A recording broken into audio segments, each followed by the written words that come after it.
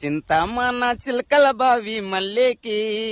వరి కోతుంది వస్తావే మీరమనమ్మ వరి కోతుంది వస్తావే మీరమనమ్మ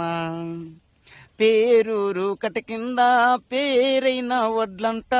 పేరూరు కట కింద పేరైన వడ్లంట చింతామణ చిలకల బావి మల్లుకి వరి కోతుంది వస్తావే మీరమనమ్మ వరి కోతుంది వస్తావే మీరమనమ్మ